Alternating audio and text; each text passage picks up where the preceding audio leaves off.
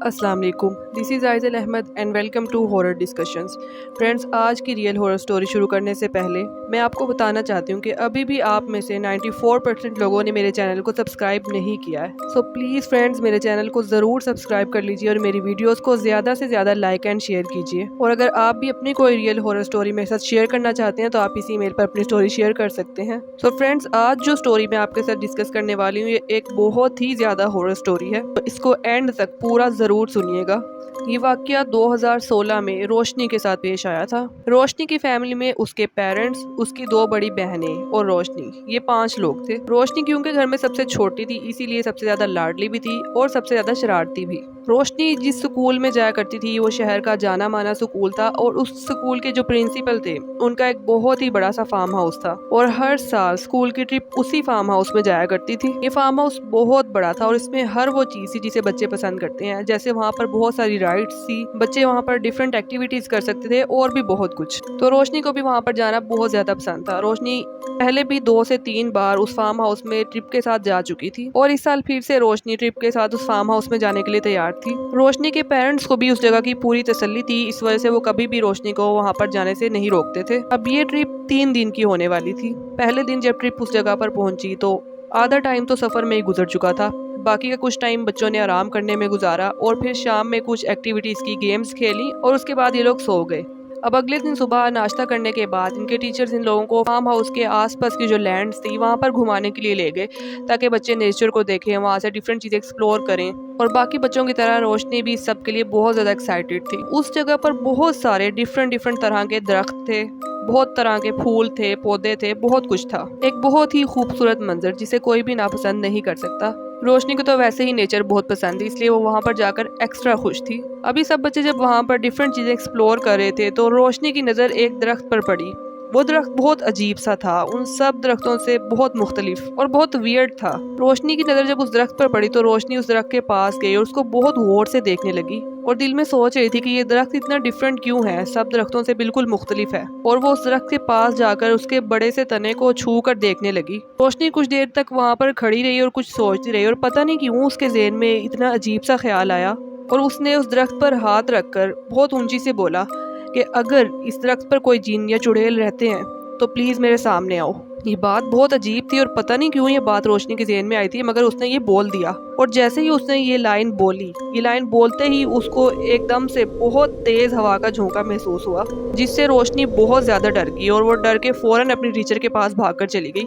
उसकी टीचर ने जब रोशनी को देखा कि वो बहुत ज्यादा घबराई हुई है तो उसकी टीचर ने उसे पूछा, रोशनी बेटा क्या हुआ, सब कुछ ठीक है? उसने कहा जी मैम सब कुछ ठीक है। लेकिन अब रोशनी बहुत ज्यादा डर गई थी, उसके ज़हन में अजीबोगरीब ख्याल आ रहे थे। उसको लग रहा था कहीं उसने ये सब कुछ बोल के कुछ गलत तो नहीं कर दिया, कहीं वाकई में अगर उस दरख्त पर कोई जिन या कोई चुड़ैल हुई और वो वाकई में इसके सामने आ गई तो फिर ये क्या करेगी। रोशनी का वो पूरा दिन इसी टेंशन में गुजरा, बहुत ज्यादा डर और खौफ में गुजरा। इसी तरह रात हो गई, ये सब लोग सो गए और जब अगले दिन ये उठे तो फिर रोशनी ने सब के बारे में सोचा और उसको लगा कि शायद ऐसा कुछ नहीं है जैसा वो सोच रही थी और सब कुछ ठीक है, सब कुछ नॉर्मल है और वो बिल्कुल रिलैक्स हो गई। अब इन लोगों ने वहाँ पर अपने 3 दिन गुजारे और ट्रिप खत्म हुई और ये लोग वापस अपने अपने घरों में आ गए। घर आने के बाद इस बात को 1 हफ्ता गुजर चुका था और रोशनी के साथ कुछ भी ऐसा नहीं हुआ था जिससे उसको लगे कि उसके साथ कुछ पैरानॉर्मल हो रहा है। अब एक दिन रात में रोशनी के सब घर वाले सो रहे थे लेकिन रोशनी को नींद ही नहीं आ रही थी, तो वो उठी, अपने रूम से बाहर आई और टीवी लाउंज में बैठकर टीवी देखने लगी। अब जिस सोफा पर वो बैठी हुई थी उसकी पिछली साइड पे ही इनके बैक यार्ड का दरवाजा था और इनके बैक यार्ड में एक झूला पड़ा हुआ था और जब उस झूले पर कोई बैठता था तो उस झूले के अंदर से एक अजीब सी आवाज आती थी। तो रोशनी बैठकर टीवी देख रही थी तो उसको एकदम से लगा जैसे उसके पीछे से कोई गुजर कर बैक यार्ड की तरफ गया है। तो उसने सोचा इस टाइम कौन जा रहा है बैक यार्ड में, उससे लगा शायद उसकी कोई बहन होगी और इसके कुछ सेकंड्स के बाद इसको झूले की आवाज़ आने लगी। अब रोशनी वहाँ से उठी, उसने टीवी बंद किया और वो बैक यार्ड की तरफ चली गई देखने के लिए कि वहाँ पे कौन गया है। जैसे ही उसने बैक यार्ड का दरवाज़ा खोला और उसने देखा तो वो झूला अपने आप हिल रहा है और वहाँ पर आसपास कोई भी नहीं है और ना ही हवा चल रही कि हवा से वो झूला हिले। अब ये मंजर देखकर रोशनी के हाथ पांव ठंडे पड़ गए और उसको एक अजीब सा खौफ महसूस होने लगा। थोड़ी देर के बाद रोशनी के अब्बू उठकर आए और उन्होंने देखा कि रोशनी बैकयार्ड में झूले के ऊपर बैठी हुई है और बहुत जोर जोर से झूला झूल रही है। वो आए और उन्होंने रोशनी को आवाज़ दी कि रोशनी बेटा इस टाइम यहाँ पे क्या कर रही हो झूले पर। रोशनी ने कोई जवाब नहीं दिया। उसके अब्बू ने 2-3 बार उसको आवाज़ दी लेकिन रोशनी ने बिल्कुल भी कोई भी आंसर नहीं किया। तो उसके अब्बू उसके पास गए और उसको रोका और उसको ऐसे कंधे पे हाथ रख के ऐसे झंझोड़ा एकदम। तो रोशनी को होश आया और उसने देखा अपने अब्बू की तरफ। उसके अब्बू ने पूछा कि रोशनी इस टाइम तुम यहाँ पर झूले पर बैठ के क्या कर रही हो, तुम सोई नहीं अभी तक। तो उसने अब्बू को कहा कि नहीं अब्बू बस मुझे नींद नहीं आ रही थी इस वजह से मैं यहाँ पर आ गई हूँ। तो उसके अब्बू ने उसको कहा चलो मेरे साथ अपने रूम में जाओ और सो जाओ। वो झूले से उठी और अपने अब्बू के साथ अंदर की तरफ जाने लगी। अब जाते जाते वो यही सोचती जा रही है कि उसके साथ ये सब कुछ क्या हुआ है। उसको कुछ भी समझ नहीं आ रहा था। उसको सिर्फ इतना याद था कि वो उठी और वो बाहर आई बैकयार्ड में देखने के लिए कि झूले पर कौन है, और उसके आगे का कोई भी सीन उसको याद नहीं। उसको नहीं पता कि वो झूले पर खुद कैसे बैठी और वो कैसे इतनी जोर जोर से झूला लेती, उसको कुछ भी याद नहीं था। इसी परेशानी में अपने रूम में जाकर लेट गई और सो गई। जब वो सोई तो उसको सोने के बाद बहुत ही डरावने, बहुत ही खतरनाक किस्म के ख्वाब आने लगे। वो जब भी सोती थी उसको कोई ना कोई भयानक ख्वाब आता था जिससे वो डर के उठ जाती थी, और पूरी रात उसकी इसी तरह से गुजरी। वो बार बार सोती थी, फिर उसको ख्वाब आता था, फिर वो डर के उठ जाती थी।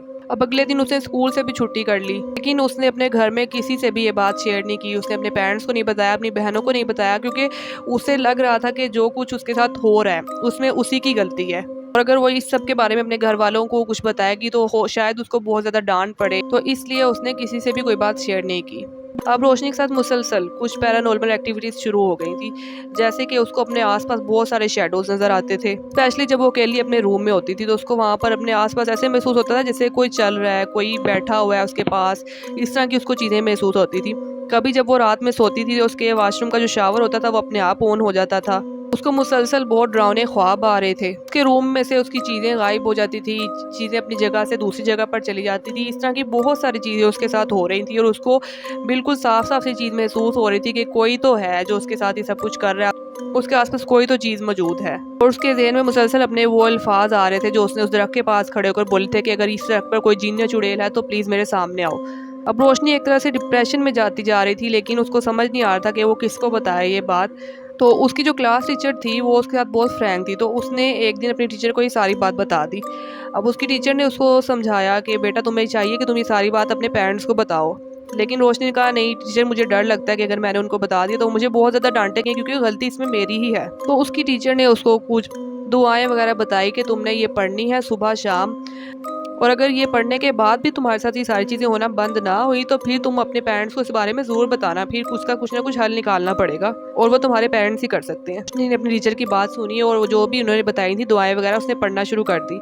अब जैसे ही उसने दुआएं वगैरह पढ़ना शुरू किया, आयतल कुर्सी का विर्द मुसलसल शुरू किया, तो अब उसके साथ ये चीज़ें होना थोड़ा कम हो गई, और आहिस्ता आहिस्ता करते ये सब चीज़ें उसके साथ होना बंद हो गई। तो वो बहुत ज़्यादा खुश हुई कि चलो अच्छा है, मुझे किसी को बताना भी नहीं पड़ा और अपने आप मेरे साथ ये सारी चीज़ें होना बंद हो गई हैं।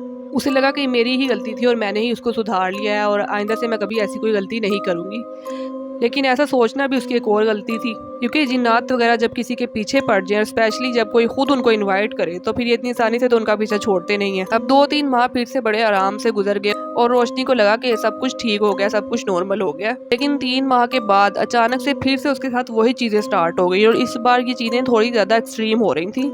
इस बार जब वो रात में सोती थी तो उसको बाकायदा अपने ऊपर कोई चीज़ बैठी हुई महसूस होती थी, बहुत ज़्यादा वजन महसूस होता था, और उसको लगता था कोई चीज़ है जो उसके ऊपर हावी होने की कोशिश कर रही है। उसको अपने आसपास बहुत तेज़ शोर, बहुत तेज़ आवाज़ें महसूस होने लगी थी, और ज़्यादा खतरनाक ख्वाब आने लगे थे, और इस तरह की चीज़ें उसके साथ और ज़्यादा आने लगी थी। उसकी बॉडी पर बहुत ज़्यादा स्पॉट्स पड़ने लग गए थे, और वो दिन ब दिन बहुत ज़्यादा वीक होती जा रही थी। अब अगर वो चाहती भी ये चीज़ें अपने पेरेंट्स से छुपाना तो वो नहीं छुपा सकती थी, क्योंकि उसकी फिजिकल कंडीशन भी ऐसी हो गई थी कि उसके पेरेंट्स को खुद ब खुद पता चल जाता कि उसके साथ कुछ तो गड़बड़ चल रही है। इस बार रोशनी खुद भी ज्यादा डर गई थी, तो उसने ज्यादा देर किए बगैर अपने पेरेंट्स को सारी बात बता दी। उसके पेरेंट्स उसको ज्यादा तो कुछ नहीं कहा, बट थोड़ा सा नाराज हुए कि तुमने ये सब कुछ हमें बताने में इतनी देर क्यों कर दी।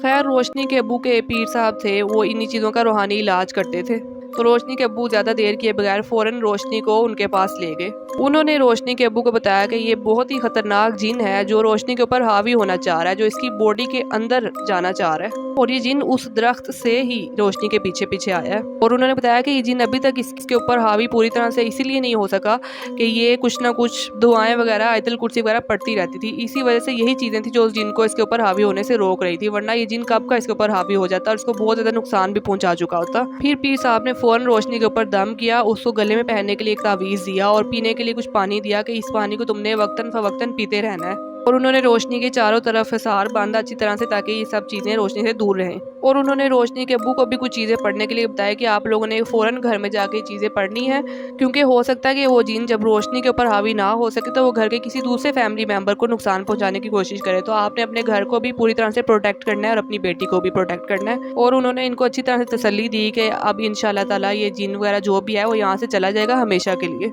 फिर ये लोग घर वापस आए और रोशनी जो तावीज़ वगैरह दिए थे पीर साहब ने वो पहने और जो भी प्रोसेस बताया था उन्होंने पूरा किया, अपने पूरे घर को भी अच्छी तरह से प्रोटेक्ट किया। और फिर उस दिन से रोशनी के साथ दोबारा कभी भी वो चीज़ें नहीं हुई, ना ही घर में किसी और को वो चीज़ें महसूस हुई और रोशनी आहिस्ता आहिस्ता से बिल्कुल रिकवर हो गई थी। फ्रेंड्स, ये जो स्टोरी मैंने आप लोगों के साथ शेयर किया ये एक 100% रियल स्टोरी है। तो फ्रेंड्स, इस वाक़ये से हम लोग को एक सबक तो ज़रूर सीख लेना चाहिए कि हम लोग को कभी भी ऐसी कोई बात नहीं बोलनी चाहिए जिससे हम इस तरह की किसी चीज़ को अपने तरफ अट्रैक्ट कर सकें, क्योंकि ये चीज़ें बहुत खतरनाक होती हैं और हर वक्त हमारे आसपास मौजूद रहती हैं। अगर हम लोग कभी मजाक में भी ऐसी कोई बात बोल लें तो हमें इसका बहुत ज़्यादा नुकसान हो सकता है। तो फ्रेंड्स, आई होप कि आप लोगों को ये स्टोरी पसंद आई होगी। अगर पसंद आई हो तो लाइक, शेयर एंड कमेंट करना बिल्कुल भी मत भूलिएगा और मेरे चैनल को सब्सक्राइब भी ज़रूर कर लीजिए। अब मिलेंगे कल किसी नई हॉरर स्टोरी के साथ, तब तक के लिए इजाज़त दीजिए। अल्लाह हाफिज़।